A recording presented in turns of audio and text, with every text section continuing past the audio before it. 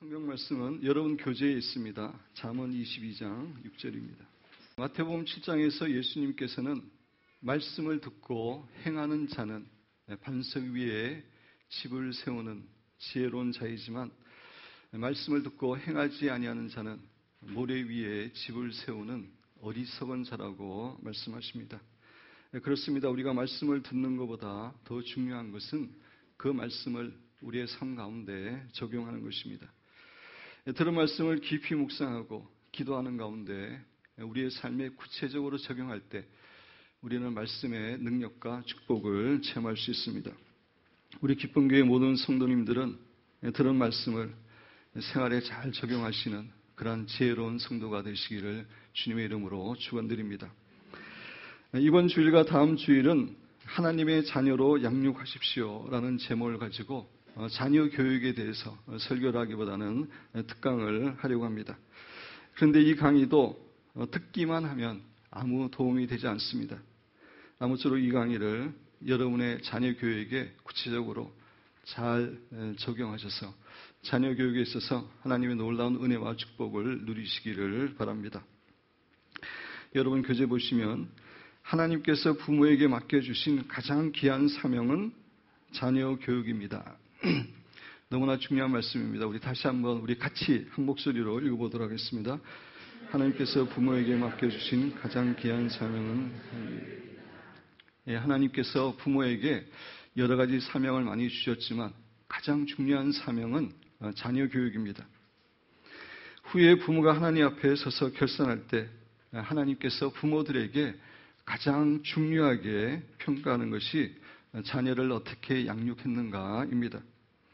물론 우리에게 맡겨주신 다른 것들, 시간과 생명과 재능과 은사와 물질 등에 대해서도 하나님 앞에서 철저하게 결산해야 되지만 부모는 무엇보다 자녀 교육에 대해서 하나님 앞에서 철저하게 결산을 해야 됩니다. 왜냐하면 우리에게 맡겨주신 가운데 가장 귀한 것이 자녀이기 때문입니다. 이런 의미에서 여러분 교재 보시면 자녀 교육의 성공은 인생의 성공이고 자녀 교육의 실패는 인생의 실패입니다. 그래서 이스라엘 백성들은 자녀 교육을 부모의 가장 중요한 사명으로 여기고 자녀 교육에 최선을 다했습니다. 사랑하는 여러분과 저도 자녀 교육을 부모의 가장 중요한 사명으로 여기고 최선을 다하는 귀한 성도가 되시기를 바랍니다. 그리고 부모들은 자녀들의 교육을 학교 교육이나 교회 교육에만 맡겨서는 안 됩니다. 여기서 제가 자녀 교육이라는 말을 쓰는데 자녀 교육이라고 하는 것은 신앙 교육과 인성 교육을 말합니다. 그렇습니다. 자녀 교육은 무엇보다 부모의 책임입니다. 성경은 부모가 자녀를 주의 교훈과 훈계로 양육해야 된다고 반복해서 교훈해 줍니다. 여러분 갖고 있는 교재에 그 두 번째 에베소서 6장 4절을 먼저 읽겠습니다. 또 아비들아 너희 자녀를 높게 하지 말고 오직 주의 교훈과 훈계로 양육하라. 자녀들을 주의 교훈과 훈계로 양육해야 됨을 우리에게 교훈해 주고 있습니다. 그 위에 있는 신명기 6장 4절에서 9절까지도 우리 한 목소리 읽어보겠습니다. 쓰라 들으라 우리 하나님 여호와는 오직 유일한 여호와이시니 너는 마음을 다하고 뜻을 다하고 힘을 다하여 내 하나님 여호와를 사랑하라. 오늘 내가 내게 명령한 이 말씀을 너는 마음에 새기고 내 자녀에게 부지런히 가르치며 집에 앉았을 때 일어날 때이든지 이 말씀을 강론할 것이며 이것을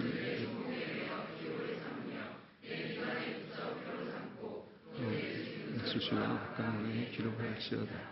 6절에 보면 오늘 내가 내게 명령하는 이 말씀을 하나님의 말씀이죠. 하나님의 말씀을 너는 마음에 새기고 우리는 마음에 새길 뿐만 아니라 자녀들에게 부지런히 가르치라 라고 이야기하고 있습니다. 집에 앉았을 때든지 길을 갈 때든지 누워있을 때든지 일어날 때든지 부지런하게 주의 말씀을 자녀들에게 가르치라고 교훈해 주고 있습니다. 자녀들이 가장 많은 시간을 보내는 곳은 가정입니다. 자녀들이 교회에 있는 시간은 일주일에 2시간 정도밖에 되지 않습니다. 그리고 교회 스님들에게는 자녀들의 모든 것을 지도할 수 있는 그런 권한이 주어져 있지 않습니다. 따라서 자녀들의 최대의 교사는 부모님이고 최대의 교실은 가정입니다. 신앙과 인성교육의 1차적인 책임과 권한은 부모님에게 있습니다. 여러분 교재 교육학자 테일러 박사가 한 말을 같이 읽어보겠습니다. 어린아이와 청소년에게 미치는 영향의 90%는 부모로부터 오고 나머지는 모든 영향을 합친 것이 10%이다. 어린이와 청소년에게 미치는 영향의 90%는 부모님한테 온다는 것입니다. 학교의 교사들, 교회학교의 교사들, 친구들, 그거는 다 합쳐봐야 10%밖에 되지 않음을 이야기하고 있습니다. 따라서 부모는 자신의 자녀들에게 분명한 성경적인 진리와 마땅히 행할 길을 가르쳐야 됩니다. 그래서 잠언 22장 6절은 마땅히 행할 길을 자녀에게 가르치라. 그리하면 늙어도 그것을 떠나지 않는다라고 우리에게 교훈해 줍니다. 그런데 자녀의 교육은 결코 쉬운 일이 아닙니다. 많은 부모들에게 인생에 있어서 가장 큰 문제 가운데 하나는 자녀 교육입니다. 자녀들이 부모가 원하는 대로 자라주면 참 좋을 것 같은데 이상하게도 자녀들이 부모가 원하는 정반대로 가려고 애쓰는 것처럼 느껴질 때가 많이 있습니다. 결코 쉽지 않습니다. 그러나 자녀 교육이 어렵긴 하지만 우리 부모는 하나님 앞에서 최선을 다해야 됩니다. 왜냐하면 하나님께서 우리에게 잘 양육하라고 맡겨주신 자녀들이고 그래서 후에 우리가 하나님 앞에 섰을 때 하나님께서는 무엇보다도 우리 부모에게 자녀를 얼마나 잘 양육했는지 그것에 대해서 철저하게 결산하실 것이기 때문입니다. 그래서 이번 주와 다음 주는 기독교적인 관점에서 자녀 교육에 대해서 살펴보려고 합니다. 우리 모두는 다 신앙인이고 하나님을 경외하는 사람들이기 때문에 세상적인 관점에서의 자녀 교육이 아니라 신앙인의 관점에서 우리의 자녀들을 어떻게 교육해야 되는지에 대해서 살펴보기를 원합니다. 자녀 교육이 얼마나 중요한지, 또 세상 교육과 기독교 교육의 차이점이 무엇인지, 또 신앙인의 자녀 교육의 목표가 무엇인지, 구체적으로 우리의 자녀들을 어떠한 자녀로 키워야 될지, 또 그런 자녀를 키우기 위해서 우리가 구체적으로 어떻게 해야 되는지 이번 주와 다음 주에 함께 살펴보기를 원합니다. 교재 보시면 1번 자녀는 하나님의 선물이고 상급입니다. 시편 127편 3절에서 5절 같이 읽겠습니다. 보라 자식들은 여호와의 기업이요 태의 열매는 그의 상급이로다.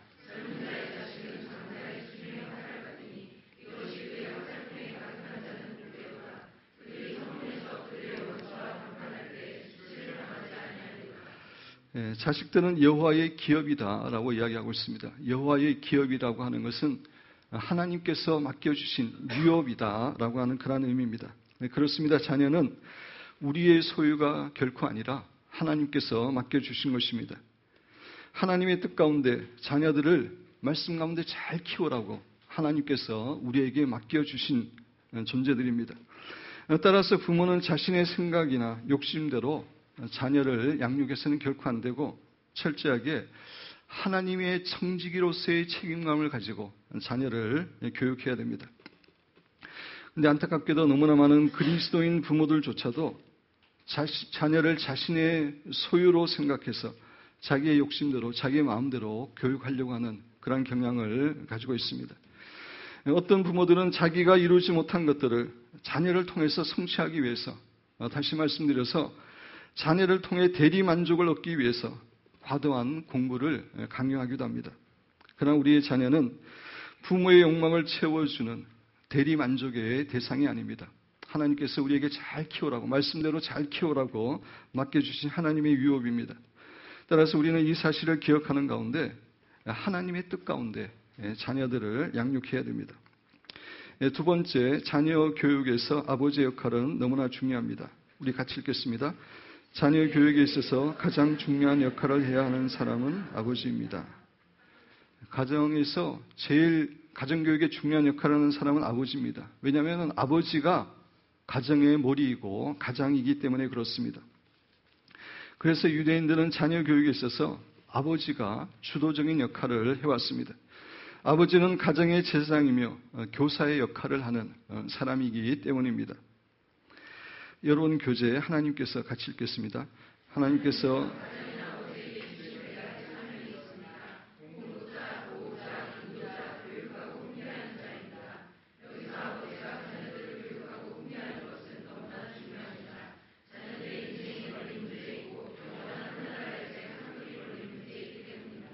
예, 자녀 교육은 자녀의 일평생에 걸린 문제입니다. 그리고 자녀들의 천국에서의 상급과 우리의 상급이 걸려있는 너무나 중요한 문제입니다. 이런 의미에서 여러분 교재에 있는 것처럼 가정에서의 아버지의 권위는 너무나 중요합니다. 아버지의 권위는 하나님께서 주신 것입니다. 아버지가 세운 것이 아니라 하나님께서 가정을 만드시고 가정에 주신 것입니다. 이 가정에서 이 아버지의 권위가 무너지면은 그 가정이 무너지게 되어 있습니다. 오늘날 세상에 많은 가정들이 무너지고 있는데 그 중요한 이유 가운데 하나는 아버지의 권위가 무너지고 있기 때문입니다. 권위주의는 나쁜 것이지만 권위는 하나님께서 주신 것이기 때문에 가정에서 아버지의 권위는 너무나 중요합니다. 아버지의 권위가 가정을 지켜주는 역할을 하기 때문입니다. 아버지의 권위는 어머니가 세워주는 것입니다. 어머니는 자녀들 앞에서 남편의 권위를 존중해 줘야 됩니다. 아내가 남편의 권위를 자녀들 앞에서 무너뜨리는 것은 함께 망하는 길입니다. 여러분 교재 아버지가 우리 같이 한번 읽어보겠습니다.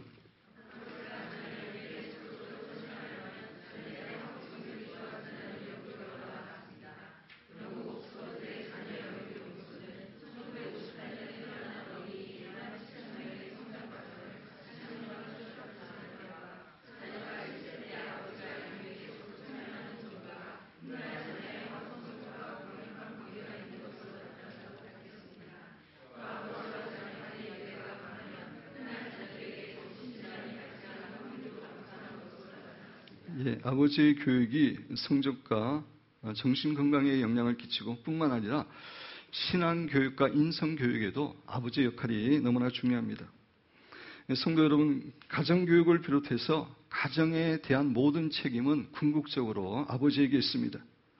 결코 어머니나 다른 사람에게 있지 않습니다. 아버지가 가장이고 머리이기 때문에 그렇습니다. 따라서 아버지가 적극적으로 가정에서 교육을 감당해야 됩니다. 가정교육의 주도권을 가져야 됩니다. 그러기 위해서는 아버지가 먼저 영적으로 성장해야 됩니다. 영적으로 성장하지 않으면 자녀들에게 본을 보이는 그런 교육을 할 수 없기 때문입니다. 세 번째, 자녀 교육은 이르면 이를수록 좋습니다. 우리 같이 한번 읽겠습니다. 가정은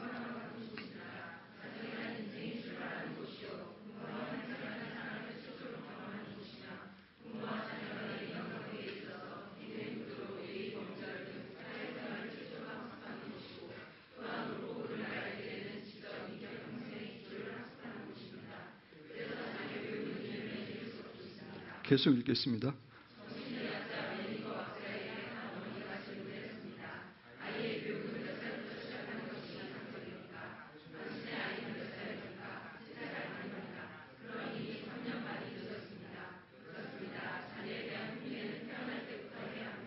계속 읽겠습니다.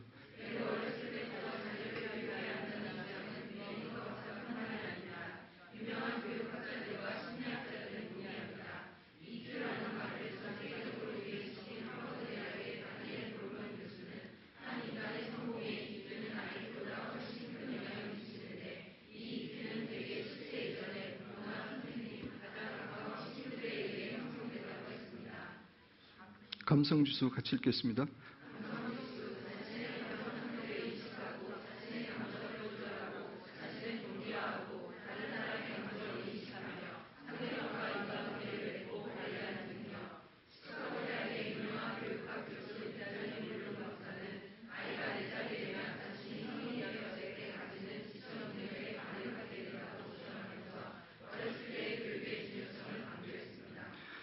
그래서 자녀는 가능한 한 어렸을 때부터 교육을 해야 됩니다. 그래서 이스라엘 같은 경우에도 전통적으로 어렸을 때부터 아이가 젖을 떼자마자 교육하는 그런 전통이 있었습니다. 그래서 사무엘상에 보면은 사무엘의 모친 한나의 경우도 사무엘이 젖을 떼자마자 사무엘을 성전에 데려가서 하나님의 제사장으로서 선지자로서 어렸을 때부터 교육을 받도록 했습니다. 링컨의 어머니 낸시 여사도 링컨이 겨우 말을 시작하게 된 그 무렵부터 매일같이 성경을 읽어주었다고 합니다. 우리는 자녀가 어렸을 때부터 철저하게 양육하고 훈계를 해야 됩니다. 근데 내적 치유의 관점에서 보면은 사실 태어날 때 하면 이미 또 늦습니다. 뱃속에 있을 때부터 자녀 교육을 해야 됩니다. 자녀가 뱃속에 있을 때 부모들이 하는 말을 다 듣습니다. 부모가 자기를 좋아하는지 안 좋아하는지도 다 알고 부부싸움한 것, 아버지가 폭력을 끼친 것, 이런 것들이 자녀가 다 기억하고 자녀에게 영향을 끼칩니다. 그런 관점에서 자녀가 태어나기 전에 뱃속에 있을 때부터 철저하게 우리는 양육하고 훈계를 해야 됩니다. 그 다음에 영성의 전문가이신 정원 목사님은 영적인 관점에서 특별히 1살부터 3살까지 자녀를 확실하게 훈계해야 됨을 이야기해 주고 있습니다. 1살까지는 아무래도 자녀들이 살이 판단이 안 되니까 무엇이 오는지 잘 모르니까 1살까지는 교육하기가 힘들지만 1살부터는 어느 정도 이제 살이가 조금은 이해될 수 있는, 인식이 될 수 있는 그런 상황이기 때문에 1살부터 3살까지 철저하게 자녀들을 사랑뿐만 아니라 훈계를 통해서 양육해야 된다고 이야기합니다. 그분이 이야기를 하는 요점은 영적인 관점에서 그러는데 우리의 어린아이들에게는 어린아이들에 맞는 작은 영들이 역사를 하는데 그 영들을 쫓아내는 방법은 훈계를 통해서 자녀들이 주의 말씀에 순종하는 것임을 이야기해 주고 있습니다. 그래서 그것을 훈계하지 않고 그냥 놔두면은 그 작은 영이 역사하는데 계속 그 다음에는 더 큰 영이 붙어서 그 자녀들에게 더 완고하게 역사하게 된다고 이야기하고 있습니다. 자녀들이 어릴 때부터 철저하게 우리는 말씀으로 훈계를 해야 됩니다.